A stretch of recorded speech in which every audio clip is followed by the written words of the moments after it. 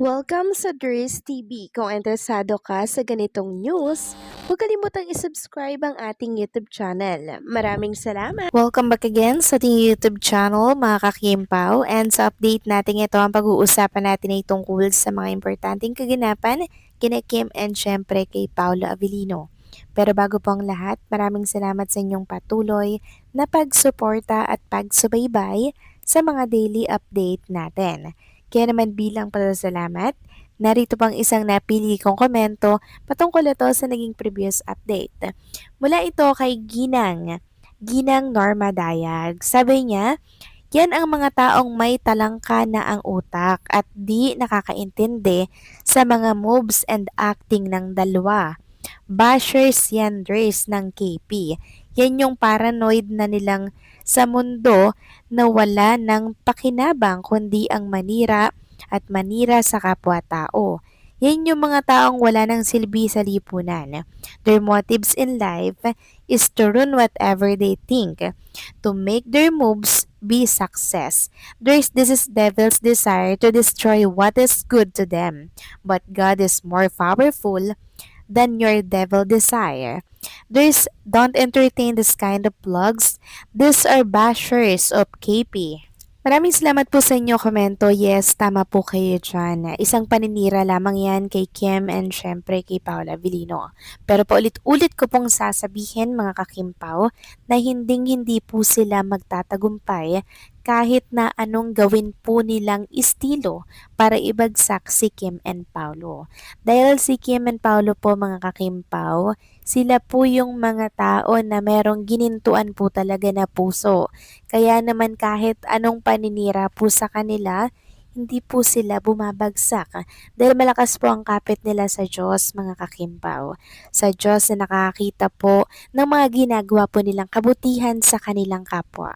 Kaya the more po na pabagsakin si Kim and Paulo, the more naman mas lalo po silang tinataas ng may kapala. Yan po yung lagi nating isi-isip mga kakimpaw. Wag na wag po nating seseryosohin ang mga pakanapo ng kalaban dahil mas malakas ang puwersa po ni Kim and Paulo lalo na kung tayo po ay nakasuporta sa kanilang dalawa, di ba? So maraming salamat po sa inyo komento, Ginang Norma Dayag. God bless po sa inyo at mabuhay kayo.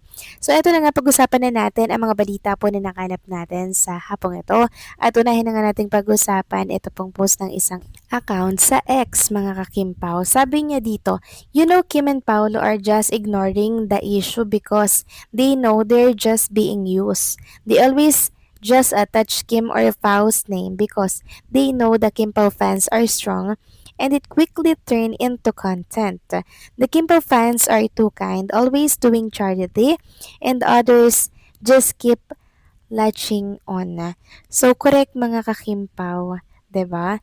So, alam naman natin na hindi po talaga yan papatulan ni Kim and Paulo. Kaya po itong mga bashers, sige po sa paggawa po ng mga paninira kay Kim and Paulo. Pero, syempre mga kakimpaw, sa halip ng patulan ni Kim and Paulo Avellino yan, ay mas gagawin na lang po nila ng kapaki-pakinabang yung kanilang buhay. Alam naman natin ang bashers, ang gusto lamang po niyan ay engagement. Engagement na kung saan ay hindi po nila makuha-kuha pag hindi si Kim and Paula Avellino ang pinag-uusapan nila. Samantalang next topic naman, pag-usapan naman natin itong pa-flowers ni Chinita Princess sa kanyang mommy. Kahit na po ay ito ay nasa heaven na mga kakimpaw, talagang inaalala pa rin po ni Kim Chu ang kanyang mommy. Syempre naman mga kakimpaw, iisa lang ang kanyang mommy na kung saan meron nga po siyang pagsisisi kasi hindi niya po napakita at naparamdam yung talagang pagmamahal niya po mga kakimpaw. So ito po yung flowers mga kakimpaw, parang ano siya no, ano ba to, parang tulips ba to mga kakimpaw or what? Correct me if I'm wrong na lang. Basta color yellow po siya. Ang ganda mga kakimpaw. Sabi nga dito, Happy Mother's Day Mama. So para po ito sa kanyang mommy na nasa heaven na mga kakimpaw. At ramdam natin yung pagmamahal, pangungulila po ni Chinita Princess sa kanya pong yumaong ina. So I'm sure proud na proud yan sa iyo Chinita Princess. Huwag kang malungkot or huwag kang mangulila dahil ang dami namang taong nagpaparamdam ng pagmamahal. Ito yung pagmamahal na gusto ring iparamdam sa'yo ng iyong mommy. Samantalang kahit tapos na po ang birthday ni Chinita Friends mga kakimpaw, meron pa rin po mga nagpapaabot ng birthday message or greetings po para sa kanya. Kanina nga po mga kakimpaw, lubos po ang pasasalamat ni Kim Chu sa birthday greetings po ng One Publicity PH. Sabi kasi ni Kim, thank you so much. They say in Japan that I'm from Imo. Thank you so much indeed. Sobrang na-appreciate niya po yung message nitong si One Publicity PH. Samantalang pag-usapan naman natin ang tungkol dito sa inihahanda daw di umano na celebration ni Chinita Princess for Paolo Avellino. Sabi kasi dito sa isang write-ups na lumabas ngayon pa lang daw pinag-uusapan na may inihahandang birthday surprise si Kim Chu para kay Paolo Avellino na magdiriwang ng kaarawan sa May 13. Bagamat wala pang kumpirmasyon mula daw sa kanilang kampo, mabilis na kumalat ang balitang ito online. Ayon sa mga fans at online posts, may mga pahiwatig umano ng simpleng selebrasyon na posibleng inihanda ni Kim para kay Paolo. Mas lalo itong pinagtutuunan ng pansin dahil sa naging mga ganap nila kamakailan. Dagdag pa ng ilang netizen, tila intimate celebration lang ang posibleng mangyari kasama ang piling kaibigan at ilang taong malapit sa kanila sa industriya. Wala pang malinaw na detalye kung saan o paano ito isasagawa pero ang petsang May 13 ay naging trending na usapan nasa fandom. Samantalang nananatiling tahimik ang kampo ni Kim at Paolo tungkol dito, lalo na at kilala si Paolo na hindi mahilig sa mga magarbong party o handaan. Kaya tiyak na simple ngunit memorable ang gagawin ni Kim para sa aktor. Sa gitna ng mga usap-usapan, mas lalong lumakas ang kilig ng kanilang supporters na mas kilala bilang Kimpo fans dahil sa excitement sa posibleng ayuda at ganap na inaabangan nila para sa special day ni Paolo. Marami ang nag-aabang ng updates at clips kung sakaling may celebration nga.